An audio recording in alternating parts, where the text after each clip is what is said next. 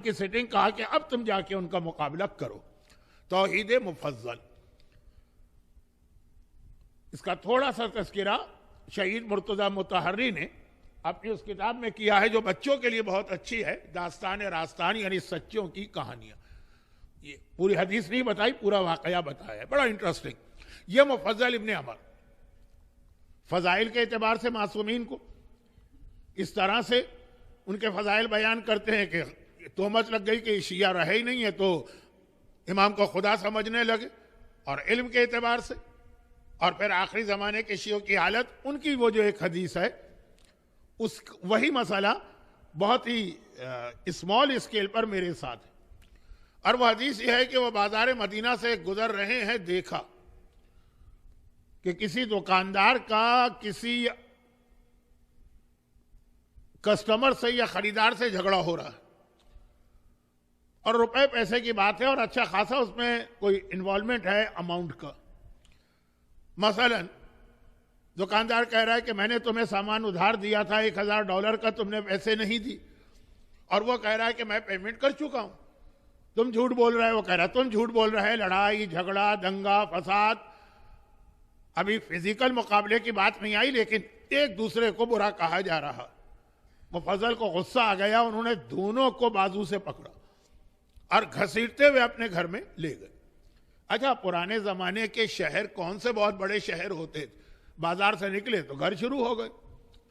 सिर्फ मालूमात के लिए एक जुमला कह रहा हूं कि रसूल खुदा के जमाने का पूरा शहर मदीना, पूरा का पूरा, आज जो मस्जिद नबवी है इसके अंदर आ गया।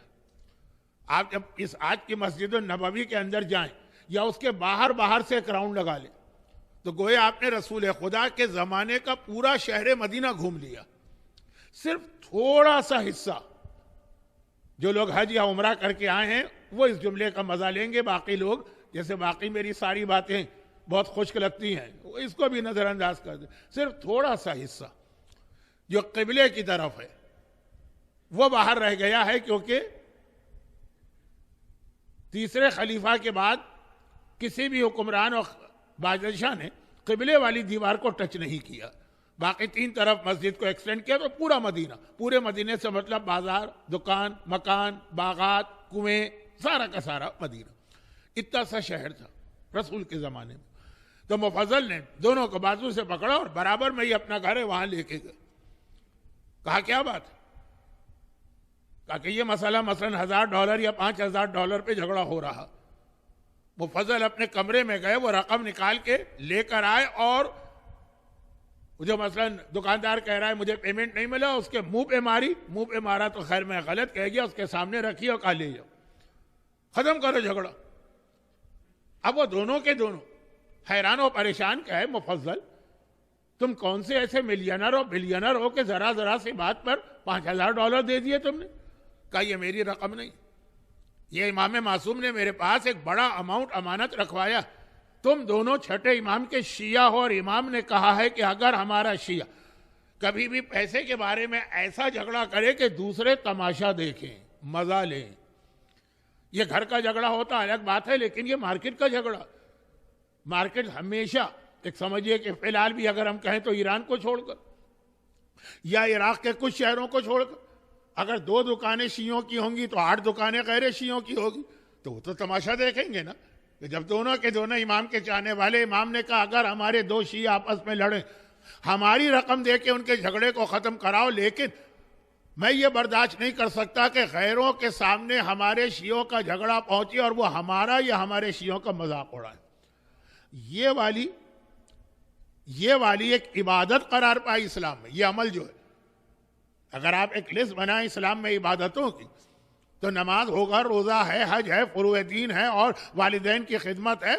एक इबादत ये भी, और इतनी अहम इतनी अहम इतनी अहम इतनी अहम इबादत है कि 21 रमजान को जो मौलाए मुत्तकियान ने अपना आखिरी वसीयतनामा लिखवाया, जो नहजुल बलागा के अंदर भी मौजूद, उसके बिल्कुल शुरू के अंदर